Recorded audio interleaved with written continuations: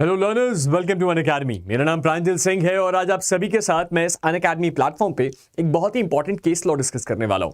जब हम बात करते हैं क्रिमिनल लॉ की, तो क्रिमिनल लॉ के प्रोसीजरल पार्ट यानी कि बीएनएसएस यानी कि सीआरपीसी के सबसे इंपॉर्टेंट टॉपिक का अगर नाम लिया जाए तो हर कोई आंख बंद करके नाम लेगा एफआईआर और अरेस्ट का। ये दो बहुत ही ज्यादा ऐसे इंपॉर्टेंट टॉपिक हैं जो क्रिमिनल लॉ के मोशन को ना सिर्फ स्टार्ट करते हैं बल्कि उसके पूरे एसेंस को भी समझाते हैं। और जब हम बात करते हैं इन दोनों कॉन्सेप्ट को समझने की, तो हमें इसके लिए बहुत ज्यादा जरूरत होती है अच्छे से इन कॉन्सेप्ट्स को बाय हार्ट करना, यानी कि बाय केस लॉज इन कॉन्सेप्ट्स को समझना। और आज हम यही काम करने वाले हैं। आज हम एक बहुत ही लैंडमार्क केस जो कि एफआईआर से जुड़ा हुआ है उसको समझने वाले हैं। एफआईआर अगर आप नहीं जानते तो एफआईआर का मतलब होता है फर्स्ट इंफॉर्मेशन रिपोर्ट। जब कभी भी कोई कॉग्नाइजेबल ऑफेंस होता है तो हम सबसे पहले एफआईआर दर्ज करवाते हैं। अब यहीं से शुरुआत होती है एक सबसे बड़ी प्रॉब्लम की कि एफआईआर अगर पुलिस वाला दर्ज ना करे तब क्या करना होगा, या क्या पुलिस वाला आपकी एफआईआर दर्ज करने से मना कर सकता है, क्योंकि ऐसे सवाल आमतौर पर लोग हमसे पूछते रहते हैं। तो चलिए आज के इस लैंडमार्क केस लॉ में इसका हम रेलेवेंस समझते हैं और ये बात समझने की कोशिश करते हैं कि मैंडेटरी रजिस्ट्रेशन ऑफ एफआईआर है क्या। और इस बात को बिल्कुल मत भूलिएगा कि ये केस लॉ बीएनएसएस आने के बावजूद बहुत ज्यादा रेलेवेंट है। तो चलिए शुरू करते हैं। सबसे पहले मैं आपको यह बता देना चाहता हूं कि प्रांजल सिंह अनअकैडमी मेरे टेलीग्राम ग्रुप का नाम है। अगर आपने इसको अभी तक ज्वाइन नहीं किया तो आप इसको ज्वाइन कर लीजिए, क्योंकि यहां पे आपको जितने भी रीसेंट हमारे केसेस हैं उसके साथ ही साथ अपडेट्स हैं और मेरी क्लासेस के पीडीएफ्स हैं, सब आपको यहीं मिल जाते हैं। चलिए समझने की कोशिश करते हैं कि ये ललिता कुमारी का केस है क्या। बहुत ही छोटा सा केस है और बहुत ही ज्यादा छोटे तरीके से हम इसको समझने की कोशिश करेंगे। ज्यादा मेहनत नहीं लगेगी, तुरंत ये काम हो जाएगा। ठीक है, चलिए समझते हैं। ललिता कुमारी का जो केस है ना, वो बड़ा इंटरेस्टिंग केस है। कैसे इंटरेस्टिंग केस है? सबसे पहले तो ये बात है 5/5/2008 की। जब हम ललिता कुमारी नाम लेते हैं तो हमारे दिमाग में जो इमेज बनती है किसी वुमेन की, वो कोई बड़ी महिला है, यानी कि कोई मेजर है जिसने 18 साल से ऊपर की उम्र हासिल कर ली है। लेकिन जब हम बात करते हैं इस केस के फैक्ट की, तो ललिता कुमारी और कोई नहीं बल्कि एक 6 साल की बच्ची थी। वो 6 साल की बच्ची अपने घर के बाहर गई थी रात को 9 बजे खेलने के लिए। अब इस परिस्थिति में जब वो आधे घंटे तक लौट के बाहर वापस नहीं आई तो उस जो है आपका परिस्थिति में भोला कामत जो उसके आपके परिवार वाले थे वो उसको ढूंढ नहीं पाए। और ऐसी परिस्थिति में उनको ये बात समझ में आ गई कि जो ललिता कुमारी है उसका किडनैप हो चुका है। अब इस परिस्थिति में जो कि officer in charge of police station थे, कहां के? लोनी गाजियाबाद। तो ये यूपी गाजियाबाद की बात है।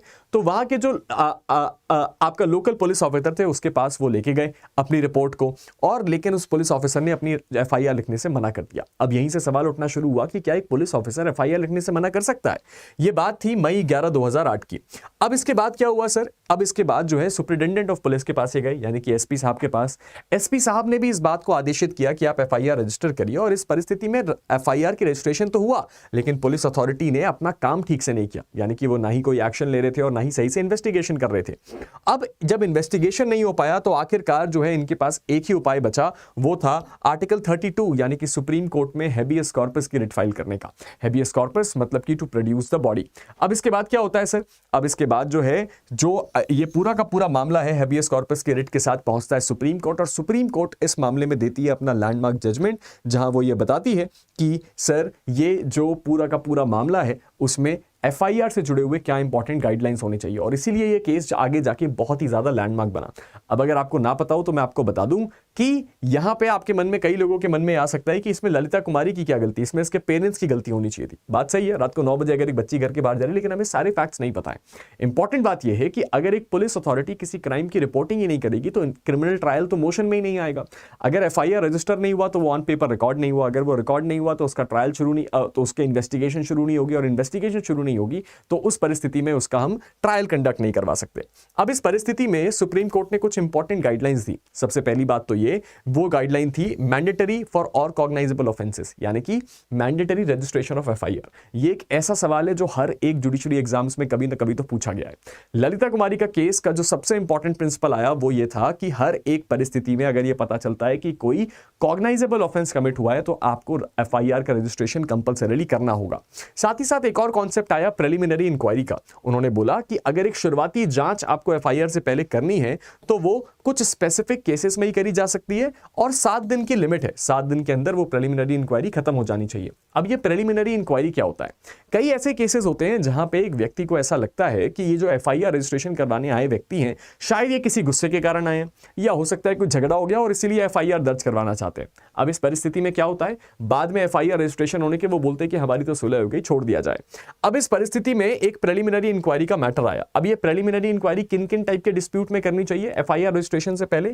Family matters, medical matters, corruption matters. अब ये सब क्या है सर, अभी मैं इसको आगे और अच्छे से समझाऊंगा, लेकिन पहले इतनी चीज को समझते हैं। इसके बाद हमारे पास क्या हुआ सर, उसके साथ ही साथ आपको जो है एक प्रॉपर डॉक्यूमेंटेशन करना होगा। मान लीजिए कि अगर आप एक प्रिलिमिनरी इंक्वायरी कर भी रहे हैं और आपको ऐसा लगता है कि एक शुरुआती जांच करना जरूरी है एफआईआर से पहले, तो आपको सॉलिड रीजंस को रिकॉर्ड करना होगा कि आपने तुरंत एफआईआर का रजिस्ट्रेशन क्यों नहीं किया। उसके बाद अगर कोई भी ऐसा अधिकारी पाया जाता है जो कि इस रूल के साथ कंप्लाई ना करे तो उसके खिलाफ एक्शन होता है। और उसके साथ ही साथ एफआईआर जो है वो क्या है, जो मजिस्ट्रेट है वो भी आदेशित कर सकता है कि एफआईआर को आपका रजिस्टर कराया जाए। अब यहां पे एक और बहुत इंपॉर्टेंट बात आती है जो कि जुड़ी हुई है किससे, ये डिस्प्यूट से जिसमें प्रिलिमिनरी इंक्वायरी करी जा सकती है। तो सबसे पहले तो हम ये देख लेते हैं कि सुप्रीम कोर्ट ने जो मैंडेटरी रजिस्ट्रेशन ऑफ एफआईआर बोला वो सेक्शन 154 के बेस में बोला, जो कि एफआईआर की बात करता है। और उसमें सुप्रीम कोर्ट ने एम्फेसाइज किया शैल नाम के शब्द को। सुप्रीम कोर्ट ने बोला कि जो 154 है उसमें साफ साफ लिखा हुआ है शैल, यानी कि वो कंपलसरी है किसी भी पुलिस अधिकारी के लिए एफआईआर आपका रजिस्टर करवाने के लिए।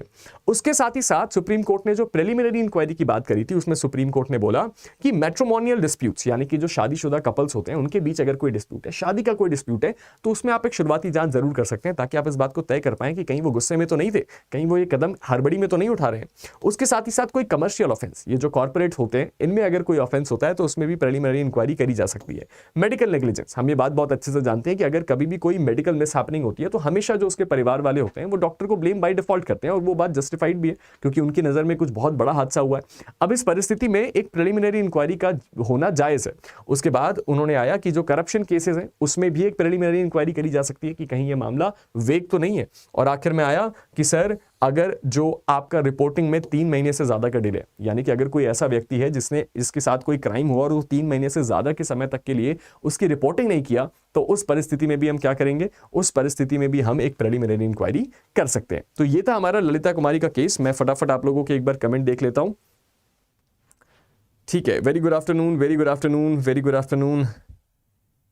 हाँ, एकता जी आज मेरी थोड़ी सी तबीयत खराब है। Very good morning, very good evening, very good morning. तो आज मैं आपके लिए, ये मेरा आखिरी सेशन है, तो मैं आज वाईटी सेशन शायद ना ले पाऊँ और प्लस के सेशंस भी नहीं ले पाऊंगा क्योंकि आज थोड़ी सी फूड पॉइजनिंग हुई है मुझे। I am not feeling well. ठीक है, चलो तो अब हम इसको फटाफट एंड करते हैं। मेरा नाम प्रांजल सिंह है और प्रांजल सिंह अनअकैडमी मेरे टेलीग्राम ग्रुप का नाम है। तो अगर अभी तक आप जो है इसको फॉलो नहीं किया तो इसको फॉलो कर लीजिए।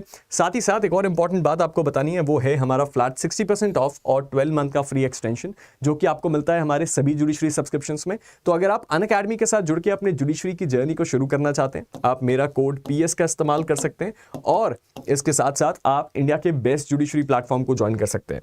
अगर हम आगे बढ़ें तो एक और बहुत इंटरेस्टिंग बात है, जुडिशरी आइकॉनिक प्रो। आप में से वो लर्नर्स जो मुझे अपना मेंटोर बनाना चाहते हैं वो हमारे जुडिशरी आइकॉनिक प्रो को ले सकते हैं। यानी कि यहां पे मैं आपका मेंटोर रहूंगा, चाहे जुडिशरी हो, प्रैक्टिस हो, सेमेस्टर हो या अदर लॉ एग्जाम्स हो, हर एक चीज में आपको मेरी गाइडेंस मिलेगी और हम रेगुलरली टच में रहेंगे। यानी कि मैं एक तरह से आपका पर्सनल ट्यूटर, जहां मैं आपको पर्सनली ना सिर्फ बताऊंगा, पढ़ाऊंगा, समझाऊंगा, बल्कि आपको गाइड भी करूंगा कि कैसे आप अपनी प्रिपरेशन को सही तरीके से स्ट्रेटेजाइज करके इस डायरेक्शन में ले जा सकते हैं कि आप एस कर लें अपने जिस भी फील्ड में जाना चाहते हैं वहां पे। और ये बात केवल जुडिशरी के लिए नहीं है, जुडिशरी तो हमारा मेन टारगेट है ही, लेकिन साथ साथ जो बाकी के लॉ एग्जाम्स है जिसके बारे में आपको आइडिया शायद कम है, उसमें भी मैं आपकी मदद करने वाला हूं। एंड अब आप सबको ये बात पता है कि अनिल खन्ना सर के जो बैचेस हैं वो बहुत लिमिटेड हैं।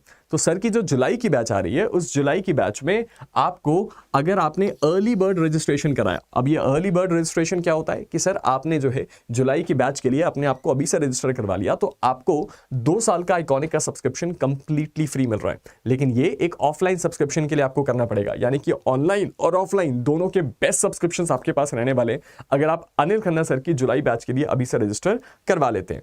And at last but not the least, Unacademy premier league, यानी कि बेसिकली, अच्छा सॉरी, अभी अनअकैडमी में बेसिकली अगली चीज जो हमारे पास आती है वो है क्लैट प्रिपरेशन के लिए। यानी कि आप में से वो सभी लर्नर्स जो इस वक्त इस बारे में हैं, यानी कि वो फाइनल ईयर में है या 4th ईयर में है, या फिर वो अभी 1 साल ड्रॉप ले चुके हैं और वो मास्टर्स करना चाहते हैं जुडिशरी की प्रिपरेशन के साथ, तो अगर आप हमारा 1 साल का प्लस का कोर्स लेते हैं तो आपको 1 साल फ्री मिलता है, यानी कि 2 साल आपको जुडिशरी के सब्सक्रिप्शन। साथ ही साथ अगर आप हमें 7499 एक्स्ट्रा पे करते हैं तो आपको 1 साल का क्लैट पीजी का सब्सक्रिप्शन भी फ्री मिलता है, विच मींस कि अब आप अपने क्लैट की तैयारी, यानी कि इंडिया के बेस्ट इंस्टीट्यूट से LLM करने की तैयारी भी बड़ी आराम से कर सकते हैं।